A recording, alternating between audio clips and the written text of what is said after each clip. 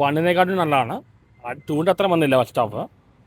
Comedy എല്ലായിടത്തും workout ആവുന്നില്ല, ചിലർ തന്നെ വർക്കൗട്ട് ആവുന്നുണ്ട്. ആദ്യത്തെ നമുക്കൊരു റിപ്പീറ്റ് ഒക്കെ പോലെ തോന്നിയായിരുന്നു.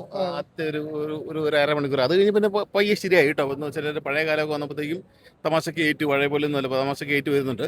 ആദ്യത്തെ ചെറിയൊരു ലാഗ് പോലെ തോന്നി, ഒരു റിപ്പീറ്റ് ഒക്കെ പോലെ തോന്നി. എന്നാലും ഇന്റർവെൽ അടുക്കാറായപ്പോഴത്തേക്കും പടം ലെവലിലേക്ക് തന്നെ മാറുന്നുണ്ട് കേട്ടോ. ചേട്ടന്റെ വിന്റേജ് ലുക്ക് എങ്ങനെയുണ്ട്? പാപ്പന്റെ വിന്റേജ് വിന്റേജ് ലുക്ക് ആയപ്പോഴാണ് നമുക്കൊരു വെറൈറ്റി തോന്നിയത്.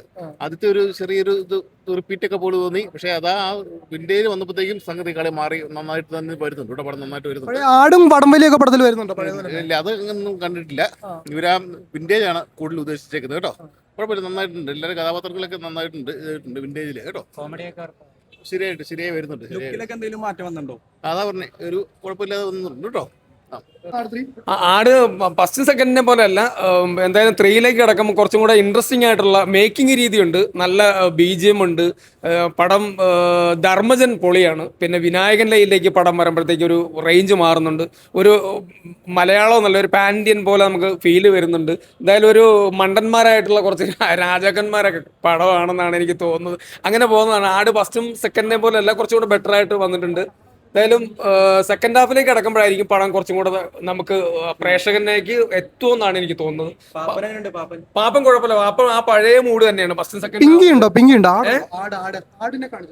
ആട് കാണിച്ചില്ല.